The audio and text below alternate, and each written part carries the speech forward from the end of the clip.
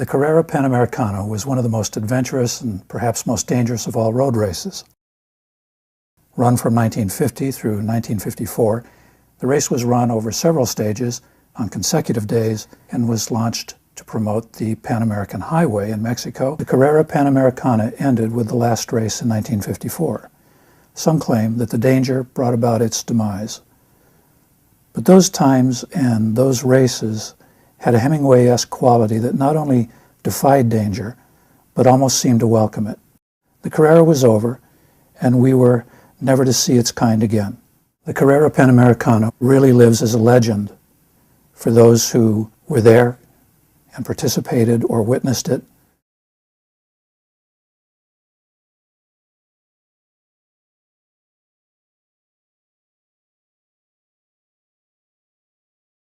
Asking about why I got interested in cars.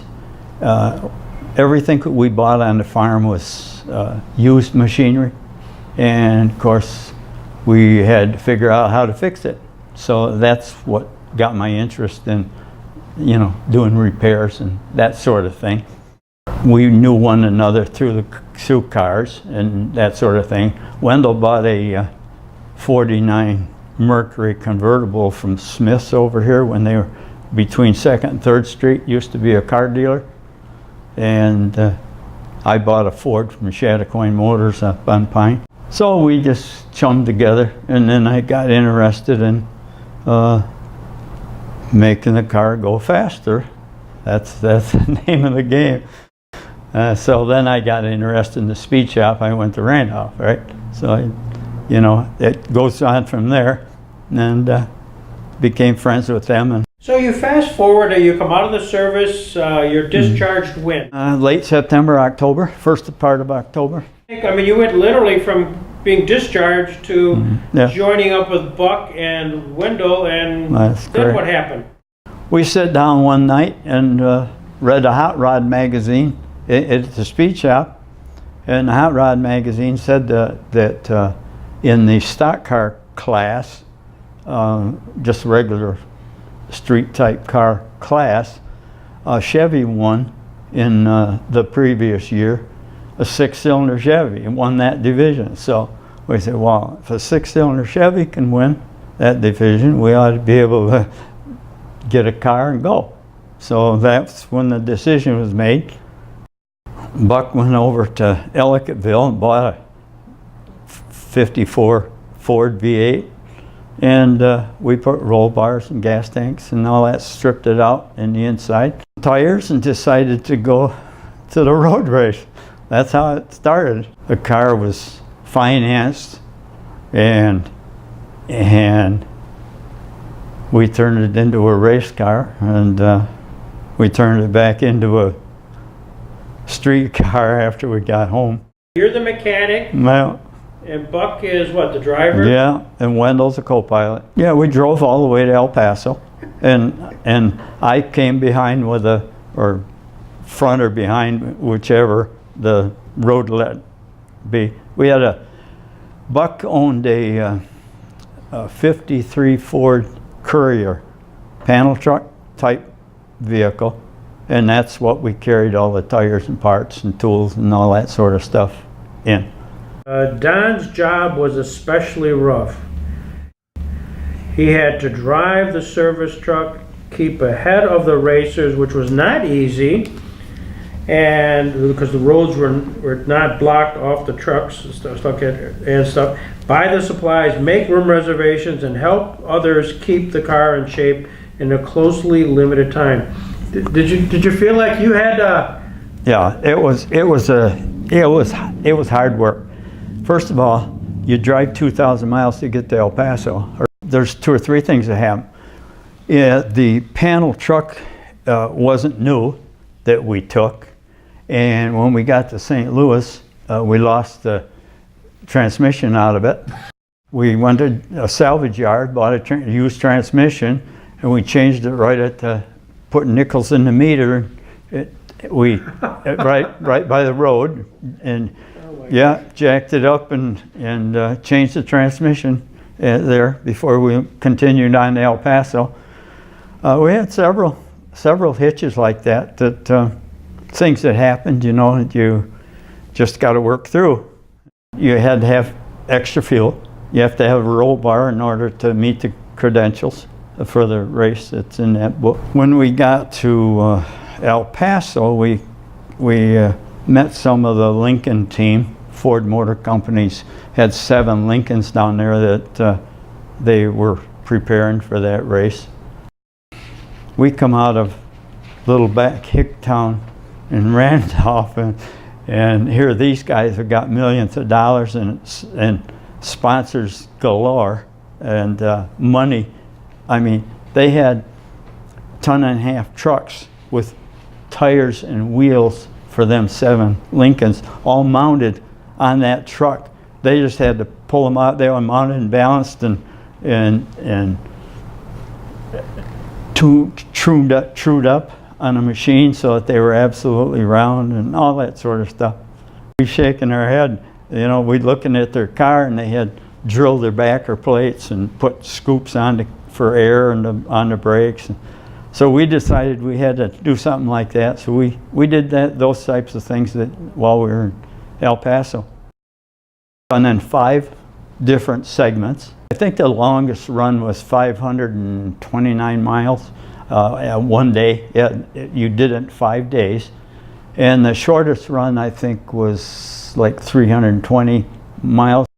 Your repair people had to go the night before to the next, be at the finish line, so that when your car came across, you hooked up with your car, place to work on the car, and you had 1 hour to work on the car in between. Then you had to put it in a locked up impound area, and you couldn't touch the car until the next morning.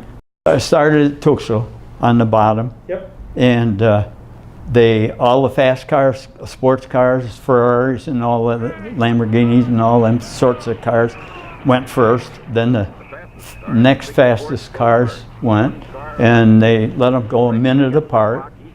And then eventually you get down to your class and whatever. They had a listing, and then they'd let you go 1 minute apart so that you had, you know, you're not right on somebody's back bumper.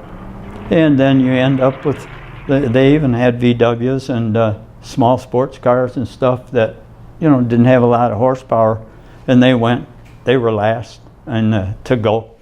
What's the total mileage? 1,908 miles. The race went down Route 45 right through Mexico, and the roads are really crooked. I mean, there's a few straight stretches, but they were winding through the mountains and that sort of thing. They really wore tires. They used volcanic ash in their blacktopping in the roads, and that it'll cut the rubber right off your tires, you know, when you're going sliding on the corners and stuff. We ended up having to buy tires when we got to Mexico City. I mean, we'd used up everything we took. One of the few that ran Firestone tubeless tires. We didn't have any breakdowns. They did have some close calls, Wendell and Buck. There were some 80 cars in that class, and we ended up 21st, I believe. Every school kid learns it. Popocatépetl, towering above Mexico City, 5th largest on the continent. Everything stopped.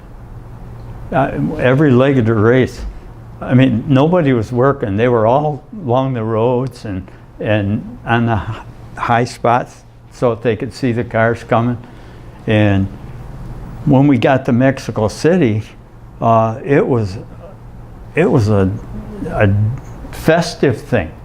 They were marching in the streets and all kinds of, you know,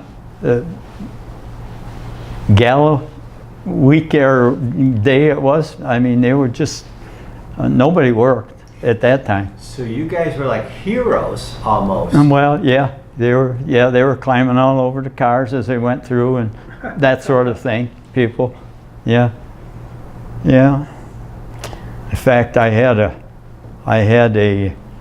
somebody reach through the window because I had the windows down. Somebody reached through the window and took one of my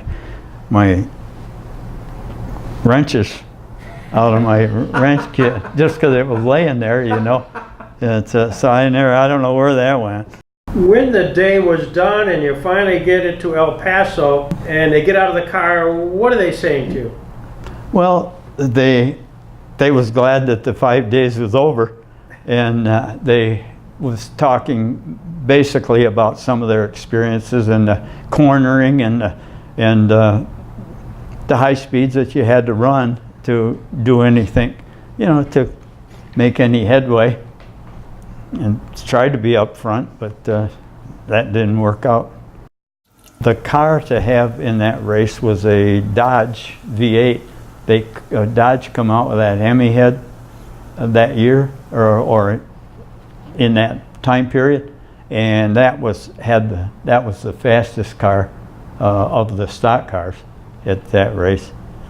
We had that movie when I was working at Stateside Motors. We used to, on lunch hour or something, we'd have or sometimes we had a in-house get-together with some pizza or whatever, and we'd get a film and run it. When I got to El Paso, I had driven this whole leg. Yeah. And they took turns driving the other car. Yeah. But I had, you know, to do that all by myself. We were buying some tires in Mexico City on the way, and we could see that we weren't prepared, you know, for the race by what everybody else had. I mean, we just didn't. So we thought we better stock up on some stuff. So in Mexico City, we did. I went to this tire shop, and this young man struck up a conversation with me. He's like 21 years old, a Spanish fella, and he wanted to know about the road race. He said, "I can get time off." He said, "Can I go with you?" Yeah. And he said, "I don't have any money." And I thought to myself, I need a driver, and it ain't gonna cost me that much to put him up for a night, you know. So I said, "Yeah, I'll take care of that if you want to go." And I asked him if he could drive, and that's sort of, did you have a Mexican driver's license? And he said he did, and he drove, and he went all the way down with me and back, got off at Mexico City on the way back. So that was kind of interesting. We went through this town, and in my rearview mirror, I could see this little speck, and this little speck kept getting bigger and bigger and bigger, but it still, I couldn't detect exactly what it was, but it was a pretty straight road at that point, and it happened to be a motorcycle policeman, and this young man is sitting beside me. I was driving there, and he's sitting beside me, and I said, "We've got a motorcycle police coming up behind." And he said, "Down here," he said, "they don't pay any attention to time or anything else." He said, "I think you better let me talk." Evidently, we were going faster than he liked. So he stopped me, and this other fella did all the talking. And finally, I got let go without any. But he told me, he said that a lot of times they put you in jail for speeding, you know. Don't let you go for a while. So I thought that was a pretty good move that he was in the car. Did you earn enough money to make your expenses? No, we didn't. That wasn't even in the thinking process of us. We just went to have fun. And it was strictly a layout of cash, you know, everywhere. We didn't make anything. Did you ever have an inkling or an itch for you to drive? I had a dream when I was a kid that I wanted to drive an Indy. Mm-hmm. But I ended up with this eye accident, and I think just didn't work out, you know. The headline says, Lure of Pan American Road Race Grips Randolph Men and Would Defy Death Again. Would you have gone back? Oh, sure. In a heartbeat. In a heartbeat. Once you get the fever, you'll be back for the great Carrera Panamericana of 1955. Hasta la vista.